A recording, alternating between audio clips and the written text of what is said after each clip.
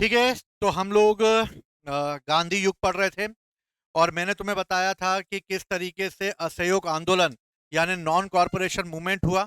और असहयोग आंदोलन के दौरान जो है सरकार का किसी भी तरीके से सहयोग ना देने के लिए महात्मा गांधी जी के द्वारा चलाया गया ये पहला अखिल भारतीय यानी ऑल इंडियन मूवमेंट था। असहयोग आंदोलन को चलाने के पीछे जो मेन रीजन था वो था रोलेक्ट एक्ट और जलियांवाला बाग कांड की जो घटना हुई। और खिलाफत मूवमेंट को आधार बनाते हुए हिंदू और मुसलमान जब दोनों इस आंदोलन में एक साथ जुड़ेंगे और इसीलिए गांधी जी ने एक वर्ष के अंतर्गत स्वराज प्राप्त करने का नारा देते हुए 1920 में असहयोग आंदोलन प्रारंभ कर दिया। 1 अगस्त 1920 को असहयोग आंदोलन प्रारंभ हुआ, लेकिन इसी दिन तिलक जी की मृत्यु हो गई। और तिलक जी की मृत्यु हो जाने पर तिलक फंड तैयार किया गया, जिसमें कितने पैसे जमा हो गए? 1 करोड़ रुपए जमा हो गए। असहयोग आंदोलन में जैसे नाम में ही लिखा हुआ है नॉन कॉरपोरेशन मूवमेंट, यानी कि इसमें किसी भी प्रकार का किसी भी तरीके से कोई भी सहयोग ना देना था। विदेशी वस्तुओं को नहीं अपनाना था, वकीलों को अपनी वकालतें छोड़नी थी, शिक्षकों को पढ़ाना छोड़ना था सरकारी स्कूलों में और कॉलेजों में। इसके अलावा विद्यार्थियों को भी शिक्षा का परित्याग करना था, जिसमें अंग्रेजों के द्वारा खोले गए हैं। इसके लिए राष्ट्रीय स्तर पर शिक्षण संस्थान खोले गए। दूसरी मेन गुरुकुल जैसे शिक्षण संस्थान इसी समय खुले। लेकिन असहयोग आंदोलन में एक घटना हो गई जिसको हम कहते हैं चोरा चोरी कांड। कहां हुआ चोरा चोरी कांड? गोरखपुर में। और चोरा चोरी कांड हो जाने की वजह से कुछ आंदोलनकारियों ने एक थाने में आग लगा दी, जिसकी वजह से पूरे थाने को उन आंदोलनकारियों ने जला दिया, जिसमें 21 सिपाही जिंदा जल गए।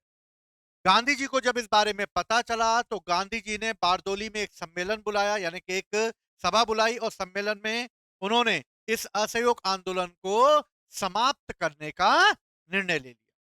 इस तरह गांधी जी ने असहयोग आंदोलन समाप्त कर दिया। कई लोगों ने अपने अपने तरीके के प्रतिक्रियाएं दी, अपने व्यू दिए, लेकिन गांधी जी को गिरफ्तार कर लिया गया और कितने वर्ष की सजा सुनाई गई? 6 वर्ष की। लेकिन उनकी तबीयत खराब होने के बाद उनको 2 वर्ष के बाद ही रिहा कर दिया गया। दूसरी महत्वपूर्ण बात, 1919 के एक्ट के तहत अब भारत में चुनाव होने थे। कांग्रेस ने असहयोग आंदोलन में यह निर्णय लिया था कि वो चुनावों में भाग नहीं लेगी। असहयोग आंदोलन समाप्त हो गया और 1923-1924 में चुनाव होने थे। जब ये चुनाव होने थे तो इस चुनाव में एक दल कांग्रेस के अंदर ऐसा था जो इस चुनाव में भाग लेना चाहता था, और वो दल था मोतीलाल नेहरू और चितरंजन दास का। इस तरह कांग्रेस चुनाव में भाग लेने के मुद्दे को लेकर दो भागों में बढ़ गई। एक कहलाए चेंजर्स और एक कहलाए नो चेंजर्स। चेंजर्स यानी कि परिवर्तनवादी, जो कि कांग्रेस के अंदर ही रहते हुए चुनावों में भाग लेना चाहते थे। नो चेंजर्स वो जो कि चुनावों का बहिष्कार करना चाहते थे। मोतीलाल नेहरू और सीआर दास ने चुनावों में भाग लेने का निर्णय लिया। 1922 में गया सेशन बुलाया गया और गया सेशन के अध्यक्ष सीआर दास को घोषित किया गया। सीआर दास ने कहा कि इस सम्मेलन में भाग लिया जाएगा, लेकिन मतलब इस चुनाव में भाग लिया जाएगा, लेकिन कांग्रेस ने इसका विरोध किया और ये मुद्दा खारिज कर दिया गया। इसलिए मोतीलाल नेहरू और सीआर दास ने निर्णय लिया कि वो अब इस चुनाव में भाग लेंगे, और इसके लिए उन्होंने एक पार्टी बनाई, जिस पार्टी का नाम रखा उन्होंने स्वराज पार्टी। और इस तरह एक पार्टी गठित हुई जिसका नाम रखा गया स्वराज पार्टी। ये स्वराज पार्टी किससे बनाई? मोतीलाल नेहरू और सीआर दास ने। स्वराज पार्टी की स्थापना 1923 में होगी। कब होगी? 1923 में होगी। इसके फाउंडर कौन होंगे? सीआर दास और मोतीलाल नेहरू होंगे। कौन होंगे? सीआर दास और मोतीलाल नेहरू होंगे। कहां होगी इसकी स्थापना? इलाहाबाद में होगी। कहां होगी? इलाहाबाद में होगी। स्वराज पार्टी ने घोषणा की कि विधान परिषद में जो स्वदेशी सरकार की मांग है, यानी कि खुद के द्वारा प्रशासन करने की जो मांग है, उसको हम तेजी से उठाएंगे। हम अगर चुनकर जा रहे हैं तो हम चुनकर वहां जाके फ्री का खाना 5 रुपए वाली प्लेट खाने नहीं जा रहे। विधान परिषद में 5 रुपए में खाना मिल जाता है, ठीक है ना। विधायकों को, सांसदों को बहुत कम दाम पे 5 स्टार होटल का खाना मिलता है। 5 रुपए में भरपेट खाना खा लेते हो। अब तो रेट बढ़ा दिया अभी कुछ दिनों बाद पहले। तो भैया उन्होंने बोला हम खाने पीने नहीं जा रहे, हम लोग वहां जा रहे हैं कि सरकार के अंदर ऐसा प्रेशर जनरेट करें कि सरकार हमें प्रशासन में भागी देने के लिए तैयार हो जाए। मोतीलाल सियार दास ने बोला भैया एक काम करो यार, बाहर बैठे बैठे तो कुछ कर नहीं पा रहे हो। वो असहयोग आंदोलन करा, चोरा चोरी में दो कुछ लोगों ने वो आग लगा दी, तो गांधी जी ने पूरा आंदोलन बंद कर दिया। बाहर बैठे बैठे क्या करेंगे। इससे काम करते हैं, विधान परिषद में जाते हैं और कोई भी अगर सरकार ऐसा विधेयक लेकर आती है जो कि भारतीयों पर लागू होगा और भारतीयों को इसके तहत नुकसान होने वाला होगा, तो हम उस विधेयक को पास होने ही नहीं देंगे, हम कांग्रेस बन जाएंगे। समझ गए। जैसे अभी कांग्रेस करती है ना, विरोध करती है, उस समय नहीं करती थी, उस समय तो वही थी, है ना। तो राहुल गांधी विरोध करता, वक्फ बोर्ड लाया जाए, कुछ भी लाया, तो उस समय वो लोग करेंगे। ठीक है भाई, जाकर हम विरोध करेंगे।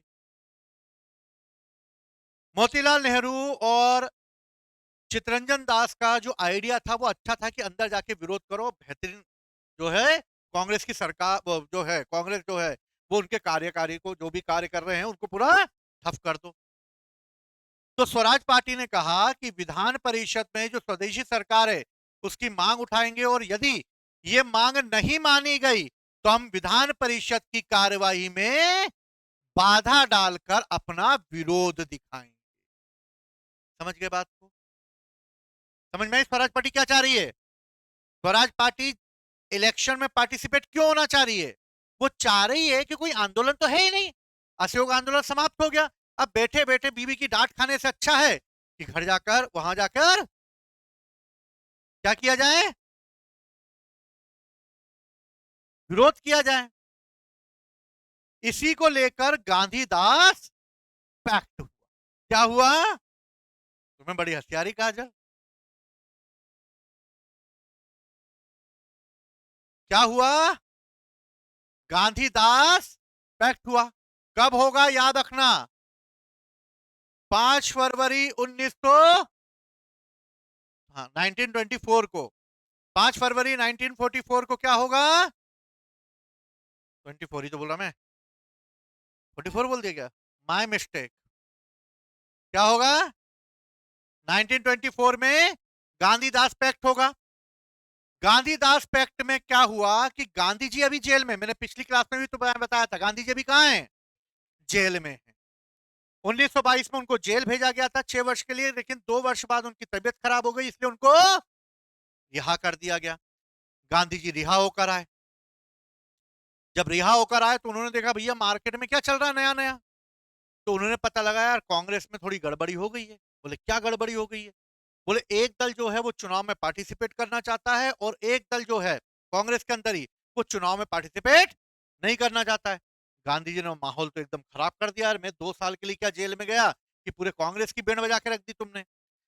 गांधी जी को स्वास्थ्य खराब होने के आधार पर जेल से रिहा कर दिया गया। वो जेल से रिहा हो गए। गांधी जी रिहा होकर आए और उन्होंने बोला भैया क्या मोतीलाल नेहरू सियारदास क्या दिक्कत तुम लोगों को। बोले हमें चुनाव में भाग लेना। अच्छा बाकी तुम लोगों को। बोले हमें चुनाव में भाग नहीं लेना। गांधी जी ने बोला ठीक है, सोल्यूशन है मेरे पास। बोले क्या सोल्यूशन निकालें। उन्होंने कहा कि जो लोग चुनाव में भाग नहीं लेना चाहते, जो लोग चुनाव में भाग नहीं लेना चाहते वो मेरे साथ आए, मैं उन्हें खादी आंदोलन में ले जाऊं। तो तनु ने बोला काहे की खादी आंदोलन, क्या खादी आंदोलन, कोई नया मूवमेंट चालू हो रहा है। बोले नहीं, खादी आंदोलन का मतलब है हम गांव गांव जाएंगे और गांव गांव जाकर गांव के लोगों को बोलेंगे कि खुद के बनाए हुए कपड़े तुम खुद बनाओ, खुद की उपयोगी वस्तुएं तुम खुद बनाओ और इस तरह तुम आत्मनिर्भर बन जाओ। अंग्रेजों के सामान पे डिपेंडेंसी खत्म, और तुम खुद सेल्फ डिपेंड बन जाओ। और इस तरह खादी आंदोलन जाके खादी के कपड़े बनाने के लिए हम गांव गांव दौरा करेंगे। तनु ने बोला, अरे भगवान, पांव टूटे अब मेरे, अब गांव गांव का दौरा करना पड़ेगा। और बाकी स्वराज का जो नेता थे उनको कहा कि भाई तुम कांग्रेस के अभिन्न अंग के रूप में रहोगे, हम तुम्हें कांग्रेस से बाहर नहीं करेंगे, वरना कांग्रेस फिर दो भागों में बढ़ जाएगी, जैसे सूरत सेशन में बढ़ गई थी। गांधी ने कांग्रेस टूटेगी नहीं, स्वराज ही कांग्रेस के अंडर में ही रहेंगे और कांग्रेस के नेतृत्व में वो विधानमंडल में अपना कार्य करें। समझ गए? सोल्यूशन दूर कर दे। गांधी जी की बात को कौन टालता? उन्होंने बोला ठीक है भैया, एक काम करते हैं, जो नहीं मान रहे हैं वो गांधी जी के द्वारा गांधी आंदोलन करें, जो मान गए हैं, मतलब जो चुनाव में भाग लेना चाहते हैं वो चुनाव में भाग ले लें, कोई दिक्कत नहीं है। इसको लेकर गांधी और चित्तरंजन दास के बीच एक पैक्ट हुआ 1924 में, और इस पैक्ट को कहा जाता है गांधी दास पैक्ट। क्या कहा जाता है? गांधी दास पैक्ट।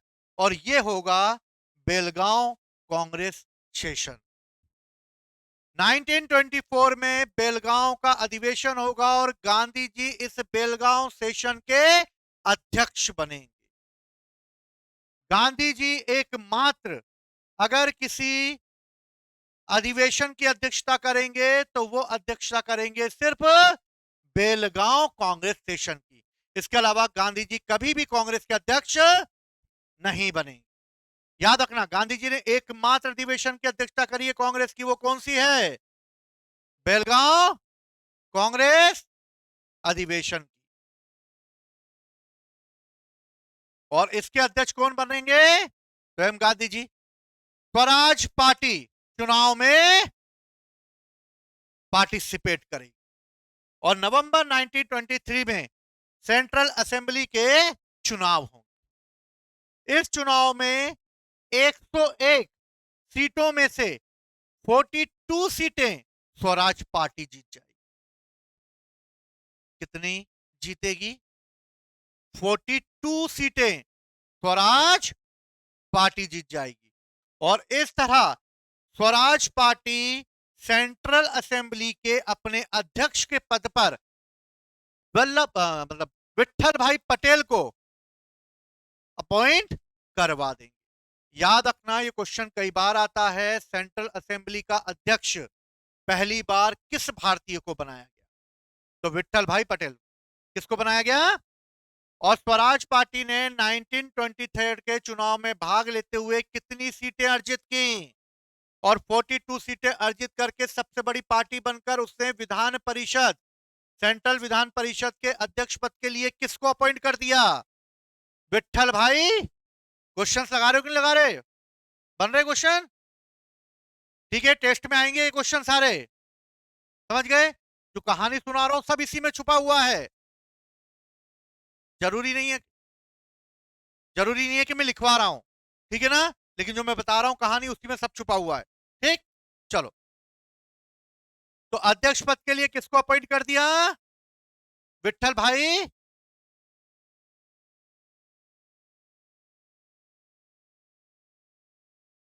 अब देखो स्वराज पार्टी को कहां कहां सफलता प्राप्त हुई। सबसे पहले मध्य प्रांत। अगर मैं मध्य प्रांत की बात करूं तो यहां पर उन्हें स्पष्ट बहुमत मिला। मध्य प्रांत मतलब भारत का बीच वाला हिस्सा, मध्य प्रदेश छत्तीसगढ़ वाला इलाका। बंगाल में सबसे बड़ी पार्टी के रूप में उभरी है स्वराज पार्टी। और संयुक्त प्रांत यानी कि यूपी वाला इलाका जो है वहां पर, और असम में यह दूसरी सबसे बड़ी पार्टी बनकर आई। तो याद रखना, सेंट्रल प्रोविंस में यह स्पष्ट बहुमत लाएगी, बंगाल में यह सबसे बड़ी पार्टी बनेगी, और यूनाइटेड प्रोविंस और असम में यह दूसरी सबसे बड़ी पार्टी के रूप में आएगी। अब स्वराज पार्टी के लोग आकर बैठ गए यहां पर। स्वराज पार्टी के मेंबर आके कहां बैठ गए? विधान परिषद में। अब स्वराज पार्टी के लोग आए और स्वराज पार्टी के लोगों ने देखा भैया विधान परिषद इतना बड़ा, भाई बाहर बैठे रहते थे गुमटी पे, आज हम लोग अंदर आके बैठ गए हैं। और अंदर आके बैठे तो उन्होंने देखा भाई यार क्या माहौल है एकदम, यार बेहतरीन, यार गोरे लोगों के साथ बैठने की अनुमति मिल रही है। भली गोरे लोग हमसे थोड़ा सा अलग बैठते होंगे, हम अलग बैठते हैं, लेकिन एकदम माहौल अलग है। बाहर जा रहे हैं तो भैया हम स्टील के गिलास में चाय पीते थे, अभी चीनी के गिलास में चाय पीने को मिल रही है। उधर हम पार्ले जी खाते थे, यहाँ पर हमें जो क्रैक जैक और गुड डे मिल रहा है, समझ ले, क्रीम वाले बिस्किट मिल रहे हैं। अब उनको लगा भैया यार ये तो माहौल एकदम यार बेहतरीन है यार, यहाँ तो यार जबरदस्ती बाहर घूम रहे थे अपन गांधी जी के साथ, यहाँ का माहौल तो एकदम बेहतरीन है। भूमि जैसे लोग तो एकदम लोटपोट गए वहीं पे, लोट लगा दी उन्होंने। तो स्वराज पार्टी जो है धीरे धीरे जिस मोटिव से वो आई थी, यानी किस मोटिव से आई थी, सरकार के द्वारा बनाए गए कानूनों का विरोध करने के लिए, लेकिन धीरे धीरे स्वराज पार्टी जो है उसने असहयोग की नीति को छोड़कर सहयोग की नीति अपना ली और सरकार का विरोध करने की तरह सरकार का जो है समर्थन या फिर ऐसा विरोध ना करना उन्होंने तैयार कर दिया। और स्वराज पार्टी का जो मोटिव था वो धीरे धीरे विधान परिषद में खत्म होने लगा, क्योंकि अब वो विरोध ना करते हुए चाय बिस्किट खाने लगी। 1925 तक आते आते चितरंजन दास की मृत्यु हो गई। जो पार्टी के मेंबर थे उनकी क्या हो गई, मृत्यु हो गई। और चितरंजन दास की मृत्यु हो गई और इस तरह स्वराज दल का जो मेन लीडर था वो मेन लीडर ही समाप्त हो गया, जिससे स्वराज पार्टी समाप्त होने लगी। और धीरे धीरे 1926 में फिर चुनाव हुए और 1926 में होने वाले चुनावों में स्वराज पार्टी को जो बहुमत मिलना चाहिए था वो बहुमत नहीं मिला और स्वराज पार्टी अब सिर्फ गुमनामी के रास्ते में ही आकर खड़ी हो गई। और इस तरह स्वराज पार्टी को अगर देखा जाए तो उसका अंत हो गया और स्वराज पार्टी खत्म। समझ गए बात को? स्वराज पार्टी से क्या क्या क्वेश्चन आएंगे सब मैंने तुम्हें बता दिया, समझ गए? स्वराज पार्टी का अंत क्यों हुआ अगर ये बात आए तो पहली चीज, कांग्रेस का एक बहुत बड़ा दल स्वराज पार्टी के समर्थन में नहीं था। तनु, टीना, पुष्पेंद्र ये चाहते ही नहीं थे कि स्वराज पार्टी चुनाव लड़े, इसलिए बेचारे ये लोग तो सपोर्ट में नहीं थे, तो ये बेचारे गरीब क्या करते। तो ये लोग सपोर्ट ही नहीं कर रहे थे, इसे 5-6 लोग ये वंशी का काजल खड़े हो जाते थे करके, तो बेचारा इनका कोई समर्थन ही नहीं मिलता। ठीक है, तो सबसे बड़ी चीज कांग्रेस की क्या रही, उदासीनता। ये उदासीन बैठे हुए चेहरे हैं अपने सामने। दूसरा मेन कारण, चितरंजन दास की मृत्यु हो गई और 1926 के चुनावों में क्या हो गया है, असफल हो गए और इस तरह ये पार्टी समाप्त। समझ में आई बात? समझ गए? 1919 में सुरेंद्र नाथ बनर्जी ने एक इंडियन लिबरल फेडरेशन की स्थापना की थी जिसका नाम है अखिल भारतीय उदारवादी संघ। सुरेंद्र नाथ बनर्जी के द्वारा यह बनाया गया एक संगठन था। ठीक है, याद रखना क्वेश्चन आता है ये।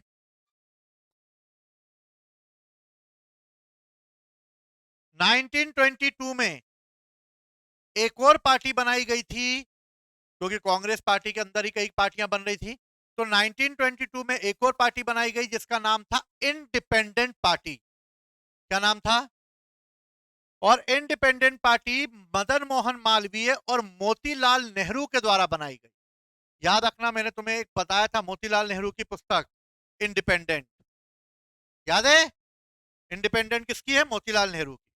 तो इंडिपेंडेंट पार्टी मोतीलाल नेहरू और मदन मोहन मालवीय जी के द्वारा चलाई गई।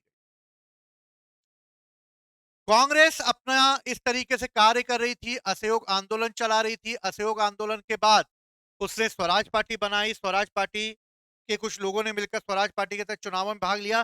कांग्रेस अलग काम कर रही थी, लेकिन हमारे जाट और अभिषेक जैसे क्रांतिकारी असहयोग आंदोलन में बढ़ चढ़कर हिस्सा ले रहे थे, आगे आगे चल रहे थे, भारत माता की जय, भारत माता की जय, भारत हमें 1 वर्ष के अंदर स्वराज दो, अंग्रेज हमें 1 वर्ष के अंदर स्वराज दो। और ये एकदम फुल फॉर्म में थे। होशंगाबाद में रैलियां निकाल दी इन लोगों ने, ठीक है, हबीबगंज तक, होशंगाबाद से लेके हबीबगंज तक इन्होंने पूरा धरना दे दिया। लेकिन अचानक इन्हें सूचना मिली कि 1922 में चोरा चोरी कांड होने के बाद गांधी जी ने असहयोग आंदोलन समाप्त कर दिया। ये बेचारे भूखे प्यासे बैठे हुए थे। अब जैसे इन लोगों को पता चला कि असहयोग आंदोलन समाप्त हो गया, जाट अभिषेक को देखता, अभिषेक जाट को देखता, बोले यार ये आंदोलन तो समाप्त हो गया भाई, यार अब फुल जोश से आए थे घर पे, एक तो अपन बोल के आए कि देश को आजादी मिली, तब तक मुंह नहीं दिखाऊंगा मैं। अब बेचारे दोनों कैसे अपना मुंह ले जाएं? दोनों अपने अपने उधर बोल के आ गए थे, अब देश आजाद होगा तभी मैं शादी करूंगा। अब बेचारे इनकी शादी नहीं हो पाएगी, तो ये बोल के तो आ गए, ठीक है, जोश जोश में निकले थे, अब क्या हो। तो ऐसे जो लोग थे, इन लोगों को लगा कि गांधी जी जो असहयोग आंदोलन जो उन्होंने चलाया, और असहयोग आंदोलन में जब भारत ने पूरा बढ़ चढ़कर हिस्सा लिया और युवाओं ने अपना पूरा सपोर्ट करा गांधी जी के साथ, लेकिन गांधी जी ने जब असहयोग आंदोलन वापस ले लिया, तो इन युवाओं का गांधी जी के ऊपर से विश्वास डगमगा गया। बोले गांधी जी हमें आजादी नहीं दिला सकते। इसलिए जाट और अभिषेक ने बोला कसम तो खा के आए हैं कि जब तक चेहरा नहीं दिखाएंगे शादी नहीं करेंगे, आजादी नहीं मिलेगी तब तक। अब क्या करें? अब एक ही चीज है, उठाओ हथियार और अंग्रेजों को मारो, और अंग्रेजों को इतना मारो कि इनकी नस्ल खत्म कर दो। और इस तरह ये युवा वर्ग जब हथियार अपने हाथों में उठा लेगा, तो यही युवा वर्ग बन जाएगा क्रांतिकारी। और इस तरह जाट और अभिषेक क्या बन गए? क्रांतिकारी बन गए। समझ में आ गई बात? क्रांतिकारी कैसे बने युवा वर्ग? ठीक। क्रांतिकारियों ने अपना दूसरा चरण चालू किया। क्या चालू किया? दूसरा चरण चालू किया। पहला चरण हम देख चुके हैं, 1897 में हुआ था, जो चापेकर बंधुओं ने रैंडो एस्टन की गोली मार कर हत्या करी थी। ये दूसरा फेज है। इस दूसरे फेज में इन क्रांतिकारियों ने एक संगठन बनाया, जिस संगठन का नाम रखा गया हिंदुस्तान रिपब्लिकन एसोसिएशन। क्या नाम रखा? Hindustan Republican association. अब यह हिंदुस्तान रिपब्लिकन एसोसिएशन की स्थापना कहां होगी? तो 1924 में कानपुर में होगी। कहां होगी? कानपुर में होगी। फाउंडर कौन होंगे? सचिन सन्याल और योगेश चंद्र चटर्जी होंगे। कौन करेंगे? सचिन सन्याल और योगेश चंद्र चटर्जी करेंगे। क्लियर है यह बात? सुनो, समझ में आई? महिलाएं भी क्रांतिकारी बनेंगी, समझ गए? तो सचिन सन्याल और योगेश चंद्र चटर्जी। अब अभिषेक और जाट आपस में बात कर रहे हैं, भाई वो जो गोरा अंग्रेज है ना, बड़ा वाला लंबा वाला, उसको मैं निपटाऊंगा। अभिषेक बोला छोटे वाले को मैं निपटाऊंगा। तो पीछे से पुष्पेंद्र बोलता है काहे से निपटाओगे, हथियार है तुम्हारे पास? तो जाट और अभिषेक बोलेंगे बात तो सही है यार, हाथ से थोड़ी मार पाएंगे उनको, उसके लिए तो हथियार चाहिए हमें। इतने में भावना बोलेगी हथियार मैं दिलवा दूं। बोले कैसे? बोले अपनी सेटिंग।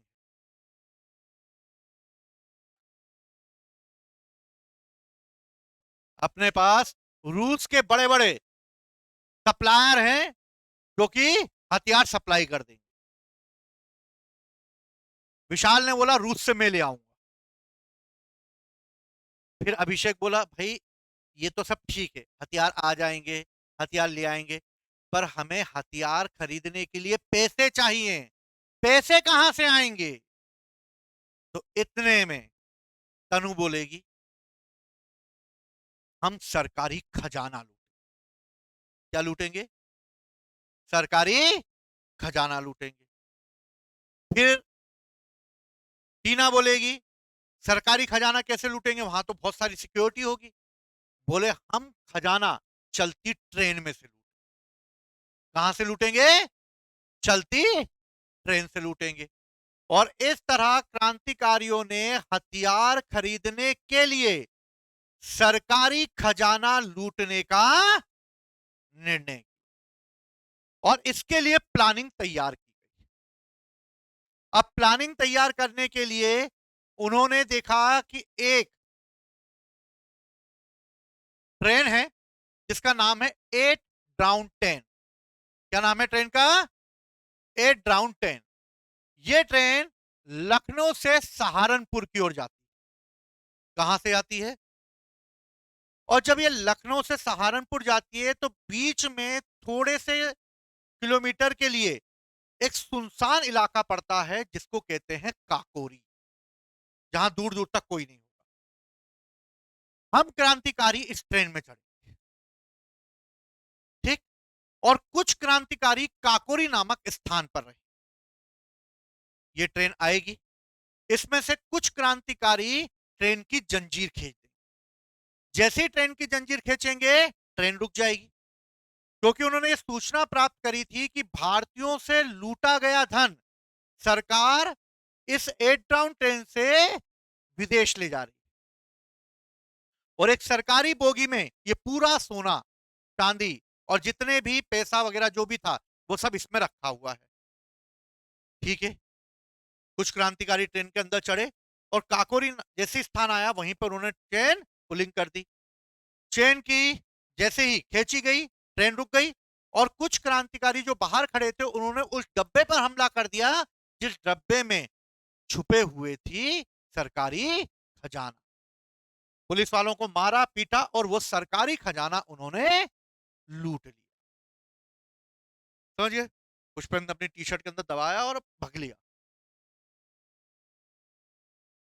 दो चार, इस घटना को कहा जाता है काकोरी कांड। क्या कहा जाता है इसको? 9 अगस्त 1925 को एक घटना होगी जिसको हम कहेंगे काकोरी कांड, ठीक। काकोरी कांड के तहत अंग्रेजों को जब यह पता चलेगा कि कुछ भारतीय लोगों ने सरकारी ट्रेन को रोककर उससे उनका पैसा चुरा लिया है, तो अंग्रेज अपने नाक के नीचे से मक्खी ना जाने दें। पैसा तो बहुत बड़ी बात,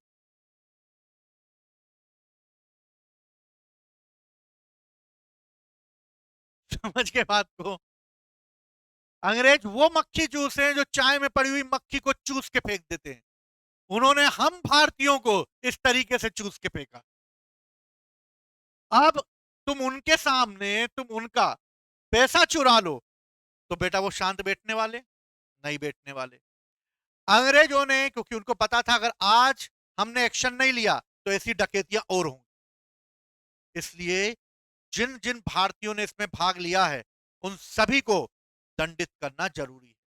और फिर सरकार ने धरपकड़ चालू, जहां जो मिल रहा जिस पे शक हो रहा उसको पकड़कर ले जा रहे। और इस तरह कई क्रांतिकारी पकड़े गए जिसमें 4 क्रांतिकारी सबसे महत्वपूर्ण थे। राम प्रसाद बिस्मिल गोरखपुर, रोशन सिंह इलाहाबाद, राजेंद्र लाहेड़ी गोंडा और अशफाक उल्ला खां फैजाबाद। इन सबको पकड़कर अंग्रेजों ने मृत्यु दंड दिया। जहां जहां इन्हें मृत्यु दंड दिया गया वो कोष्टक में जगह लिखी हुई है। जैसे राम प्रसाद बिस्मिल को गोरखपुर में, रोशन सिंह को इलाहाबाद में, राजेंद्र लाहौरी को गोंडा में, अशफाक उल्ला खां को फैजाबाद में मृत्यु दंड दिया गया। भारत का पहला मुस्लिम क्रांतिकारी जिसको मृत्यु दंड दिया गया, अशफाक उल्ला खां। याद रखना, पहला मुस्लिम कौन था क्रांतिकारी? अशफाक उल्ला खां, जिसे मृत्यु दंड दिया गया। इस तरह उन्होंने इन सभी क्रांतिकारियों को पकड़ा। कई क्रांतिकारी पकड़े गए जिन्हें काले सजाए काला पानी दे दिया गया या फिर इन्हें मृत्युदंड दे दिया गया या फिर इन्हें आजीवन कारावास के लिए जेलों में ठूस दिया गया। जितने भी अधिकांश युवा थे वो पकड़े गए, और जो नहीं पकड़े गए वो सब के सब अंडरग्राउंड हो गए। कहां हो गए? अंडरग्राउंड हो गए। और अंडरग्राउंड होकर इन लोगों ने अपने आप को फिर धीरे धीरे इस घटना से अलग कर लिया, और 1-2 साल तक कोई क्रांतिकारी नहीं दिखे। सब कहां हो गए? अब अंडरग्राउंड हो गए। अब जो ये क्रांतिकारी थे, इन क्रांतिकारियों को लगा यार हम अंदर बैठे हुए हैं, छुपे हुए हैं, कुछ कर तो रहे नहीं है, कैसे देश की आजादी के लिए लड़ेंगे? जाट और अभिषेक दोनों बैठे बैठे मोटे हो गए 2 साल में हैं। अब इनको लगे यार भाई क्या करें क्या ना करें, और जिससे वादा करके आए थे उसकी तो शादी हो गई, अब इनके पास कुछ काम ही नहीं है, अब ये क्या करें? अब बेचारे दोनों टेंशन में बैठे हुए। अब इन दोनों ने निर्णय लिया कि अब हमें बाहर आना होगा, और बाहर आने के लिए हमें क्या करना होगा? हमें वापस से अपना एक संगठन बनाना होगा। और इस तरह इन लोगों ने मिलकर अपना एक संगठन बनाया, जिस संगठन का नाम था हिंदुस्तान सोशलिस्ट रिपब्लिकन एसोसिएशन। याद रखना, हिंदुस्तान रिपब्लिकन एसोसिएशन में एक वर्ड जोड़ा जाएगा, उस वर्ड का नाम है सोशलिस्ट। क्योंकि ये रशिया के रिवॉल्यूशन से प्रभावित हैं ये क्रांतिकारी, और ये अपने नाम में क्या लगाते हैं? सोशलिस्ट लगाते हैं। क्या लगाते हैं? सोशलिस्ट, यानी समाजवादी विचारधारा के। किसके बाद किसकी विचारधारा के हैं? समाजवादी विचारधारा के हैं। कहां इकट्ठा होंगे 1928 में सितंबर में? दिल्ली के फिरोजशाह कोटला मैदान में। कहां इकट्ठे होंगे? फिरोजशाह कोटला मैदान में। कौन इन गुप्त क्रांतिकारियों को बाहर निकालेगा? चंद्रशेखर आजाद। तो फाउंडर कौन होगा? चंद्रशेखर आजाद। चंद्रशेखर आजाद ने फिरोजशाह कोटला मैदान में यानी दिल्ली में सभी क्रांतिकारियों को इकट्ठा करा, और सभी क्रांतिकारियों को बोला कि देश की आजादी के लिए अब वो समय है कि हमें कुछ ऐसा करना होगा जिससे अंग्रेजों की नींव हिल जाए। तभी एक घटना हो गई। 1927 में गठित किया हुआ साइमन कमीशन 1928 में भारत आया। साइमन कमीशन भारत आया। साइमन कमीशन जब भारत आया तो साइमन कमीशन इसलिए लाया गया था कि ये इस बात की जांच करेगा कि भारतीयों को भारत के प्रशासन के लिए कितना भागीदार माना जाए। क्या भारतीयों की इतनी औकात हो गई है कि वो भारत का शासन चला सकते हैं? अगर हो गई है तो हम भारत का शासन उनको देने को तैयार हैं। साइमन कमीशन भारत आया, लेकिन साइमन कमीशन के सारे मेंबर अंग्रेज थे। क्या थे? इसमें एक भी भारतीय नहीं था, जिसका विरोध कर रहे थे बाकी सभी भारतीय लोग, कि भारत के मामले का निर्णय लेना है और इसमें एक भी भारतीय नहीं है। यह कैसा साइमन कमीशन हुआ? ये तो अपने तरीके से कुछ भी बना के दे देंगे रिपोर्ट। और साइमन कमीशन जहां जहां गया वहां वहां साइमन कमीशन का विरोध चालू हो गया। साइमन कमीशन बंबई के तट पर उतरा, और बंबई के तट पर लोगों ने, वंशिका वगैरह ने काले झंडे दिखाए और हाथ पर काली पट्टी बांधकर गो बैक साइमन के नारे लगाए। किसके नारे लगाए? Go back Simon. Simon commission Lahore आया, अलग अलग जगह गया जांच करने के लिए कि भारतीयों की क्या पोजीशन है। जब लाहौर गया तो लाहौर में लाला लाजपत राय इस साइमन कमीशन का विरोध कर रहे थे, और साइमन कमीशन का विरोध करते हुए गो बैक साइमन के नारे लगा रहे थे। पुलिस ने देखा भीड़ कंट्रोल से बाहर हो रही है, इसलिए कांग्रेस मतलब सॉरी, इस समय जो पुलिस का एक अधिकारी था जिसका नाम सैंडर्स था, उस सैंडर्स ने लाठी चार्ज का आदेश दिया और भारतीयों पर लाठियां बरसाई। इन्हीं में से एक लाठी लाला लाजपत राय के सर पर आकर, और लाला लाजपत राय के सर से खून बहने लगा और वो बुरी तरीके से घायल हो। लाला लाजपत राय को वहां से निकाला गया, और कुछ समय बाद लाला लाजपत राय की तबीयत बिगड़ गई और लाला लाजपत राय की मृत्यु हो गई।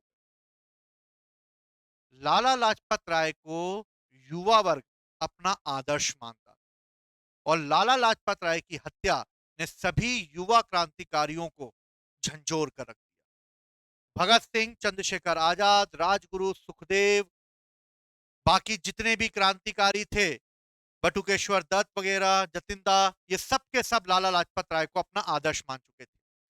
अब लाला लाजपत राय की हत्या कर दी गई और लाला लाजपत राय की हत्या करने के बाद जो कांग्रेस जो मतलब लाला लाजपत राय पर जो लाठीचार्ज किया सांडर्स ने, जिसकी वजह से उनकी मृत्यु हो गई, तो लाला लाजपत राय की मृत्यु का बदला लेने के लिए क्रांतिकारियों ने निर्णय लिया कि जिस पुलिस अधिकारी ने लाठीचार्ज का आदेश दिया है उसे के साथ अब क्या किया जाए।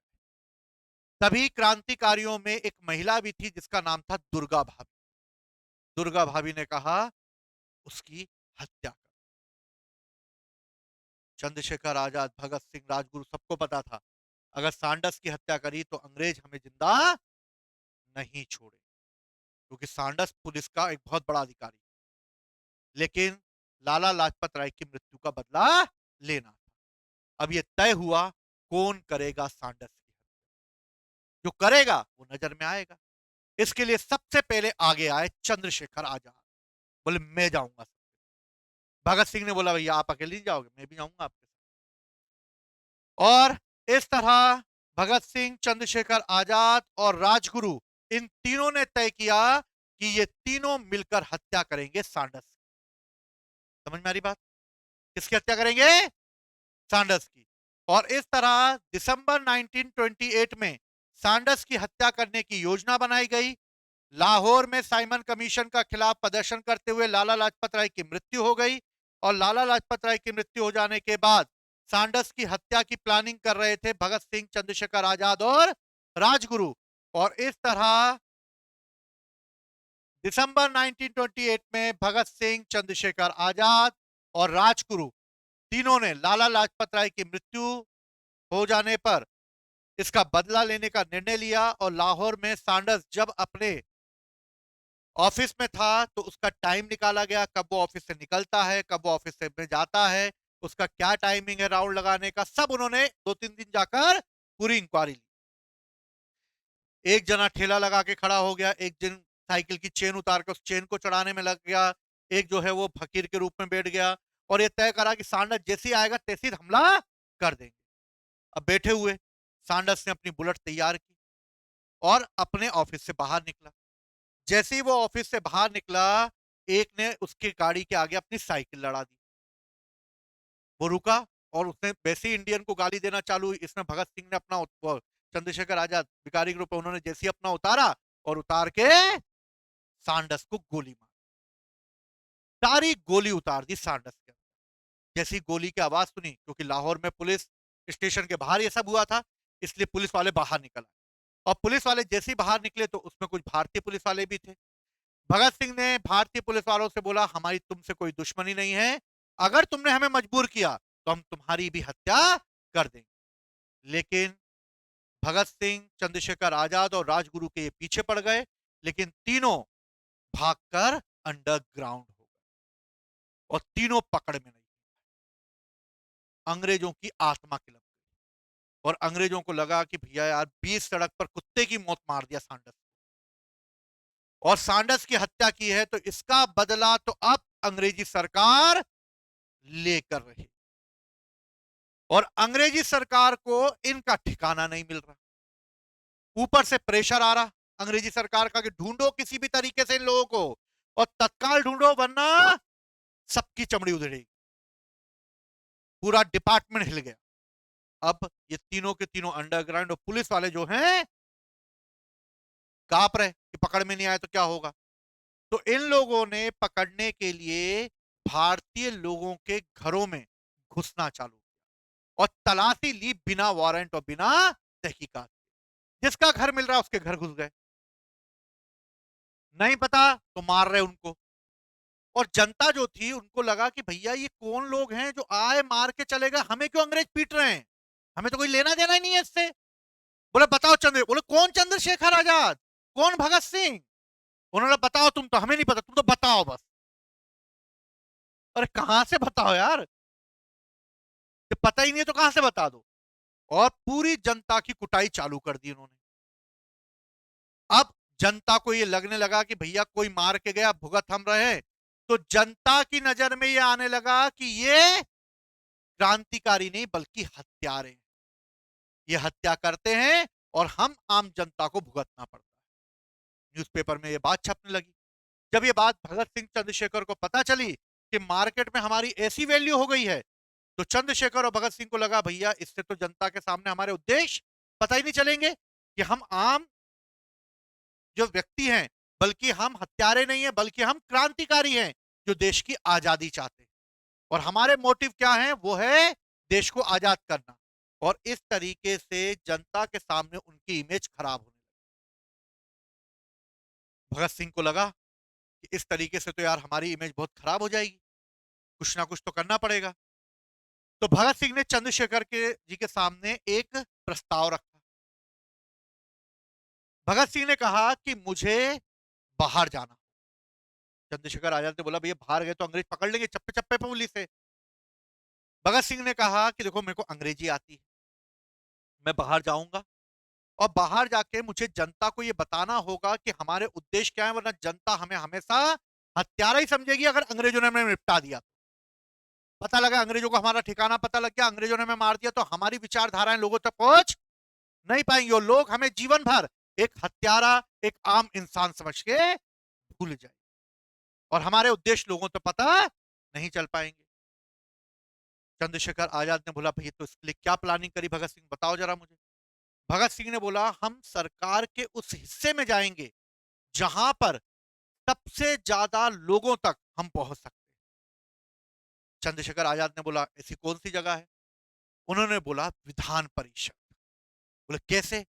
बोले वहां सारे नेता होते हैं। बोले तो हाउ, और वहां पे सारे न्यूज रिपोर्टर आते, समझ गए? हम जाएंगे सेंट्रल असेंबली, वहां जाएंगे और अभी अभी सेंट्रल असेंबली में पब्लिक सेफ्टी बिल पास हो रहा है, इसलिए सब पत्रकार वहां मौजूद हैं। भारत के कोने कोने से पत्रकार आए। हम जाएंगे और जाकर वहां पर अपने उद्देश्यों को लोगों तक पहुंचा दें। भगत सिंह ने पूरी प्लान कर लिया कैसे करना है। और भगत सिंह ने चंद्रशेखर आजाद को बोला भैया अब हमें जाने का आदेश दिया जाए। चंद्रशेखर आजाद ने बोला भैया भगत सिंह तुम नहीं जाओ, क्योंकि तुम मेन हमारे कार्यकर्ता हो, लीडर हो, और तुम्हारी विचारधाराएं लोगों को प्रेरित करती हैं, युवाओं के लिए तुम एक आदर्श हो अभी क्रांतिकारियों के लिए, तो तुम नहीं जाओगे, बल्कि तुम्हारे प्राणों से ज्यादा जो है मैं अपने प्राण देना ज्यादा जरूरी समझूंगा। लेकिन चंद्रशेखर आजाद रीढ़ की हड्डी थे, इसलिए उनको भी नहीं जाने देंगे। तो भगत सिंह और चंद्रशेखर आजाद को ना जाने देकर बाकी दूसरे लोगों को जाने के लिए दिया। तो जितने क्रांतिकारियों से बोला कौन जाएगा, सबने हाथ खड़े कर दिए। बोले भंडारा थोड़ी बट रहा है, सब थोड़ी जा पाएंगे, जाएगा तो कोई दो या तीन लोग। तो भगत सिंह ने चंद्रशेखर आजाद को बोला प्लानिंग मेरी यहां फिट है, मुझे क्या करना है कैसे करना है मुझे सब याद है और ये मैं ही कर सकता हूं, इसलिए मेरी जगह कोई और जाएगा जबरदस्ती अंग्रेजों के हत्थे चढ़ जाएगा, इसलिए भैया मेरे को जाने दो। चंद्रशेखर आजाद ने दिल पर पत्थर रखा और भगत सिंह को जाने के लिए हाँ कर। भगत सिंह जाने लगे तो पीछे से बटुकेश्वर दत्त ने बोला भैया मैं भी चलूंगा आपके साथ, अकेले तो जाने नहीं दूंगा। तो भगत सिंह ने बोला नहीं मैं अकेले जाऊंगा। चंद्रशेखर आजाद देख तुमने अकेले बोल दिया, बटुकेश्वर साथ में जाएगा, अकेला नहीं जाएगा। और इस तरह भगत सिंह के साथ कौन गए? बटुकेश्वर दत्त। प्लानिंग क्या थी? पब्लिक सेफ्टी बिल पास हो रहा था, विधान परिषद लगी हुई थी, चारों तरफ घेरा लगा के लोग बैठे हुए थे, रिपोर्टरों की एक सीट खाली मतलब जगह थी जहां पे रिपोर्टर बैठे हुए थे, बीच में ऐसी जगह खाली थी। भगत सिंह और बटुकेश्वर दत्त ऊपर चले, बटुकेश्वर दत्त बटुए में बम रख के ले गए, ऐसे याद रख लेना। क्या रख के ले गए बटुए में? तो भगत सिंह ने एक बम बनाया था जिसको फोड़ने पर बहुत आवाज होती, हानि नहीं होती, ब्लास्ट नहीं होता था। बटुकेश्वर के बटुए से बम निकाला, फोड़ा और खाली जगह पर भगत सिंह ने फेंक दिया। असेंबली में घुस गए थे वो अंदर और बम फोड़ा। जैसी बम फोड़ा, बम की ब्लास्ट हुआ। ब्लास्ट हुआ तो लोगों ने देखा, भैया कहां से फूटा, कहां से फूटा, कहां से फूटा। देखा तो ऊपर खड़े हुए भगत सिंह और बटुकेश्वर दत्त, और उन्होंने अपने उसमें झोले में से पर्चे निकाले और पर्चे निकालकर उन्होंने पूरे असेंबली में फेंक दिए और इंकलाब जिंदाबाद के नारे लगाए। और इंकलाब जिंदाबाद करते हुए पुलिस उन तक बढ़ी और उन दोनों ने अपनी गिरफ्तारी दी, क्योंकि जो जाएगा वो गिरफ्तार हो जाएगा। भगत सिंह और बटुकेश्वर दत्त ने दोनों ने अपनी गिरफ्तारी दे दी और गिरफ्तारी देने के बाद जो बम फोड़ा गया था और जो पर्चे बांटे गए थे, वो पर्चे सब रिपोर्टरों के हाथ में आ गए और सारे रिपोर्टरों ने वो पर्चे उठाए, जेब में भरे और असेंबली से बाहर निकल गए। चंद्रशेखर वो भगत सिंह ये जानते थे कि ये रिपोर्टर जरूर लेंगे, क्योंकि न्यूज थी और उस पर्चे में क्रांतिकारियों की विचारधाराएं लिखी हुई और इन विचारधाराओं में उन्होंने सब कुछ बता दिया था कि वो क्या चाहते हैं। अगले दिन न्यूज़पेपर में वो आर्टिकल छप गया और आर्टिकल छपते ही पूरे भारत में ये पता चल गया कि ये हत्यारे नहीं हैं, बल्कि देश की आजादी के लिए मरने वाले क्रांतिकारी हैं, जो अपने परिवार, अपने भाई, अपनी बहन, अपनी मां सबको त्याग चुके हैं, सिर्फ किस लिए? अपनी देश के लिए।